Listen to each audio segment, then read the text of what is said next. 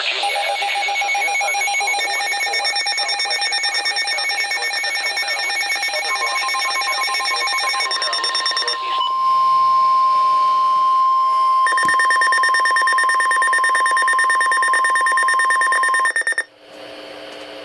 The National Weather Service in Sterling, Virginia has issued a severe thunderstorm warning for southwestern Frederick County in north central Maryland, southern Washington County in north central Maryland, northeastern Clarke County in northwest Virginia, southern Jefferson County in the panhandle of West Virginia, northern Loudoun County in northern Virginia, until 6:30 p.m. At 5:40 p.m., severe thunderstorms were detected along the line extending from Ranson to Charlestown to 7 miles south of Charlestown, and were moving east at 25 miles per hour.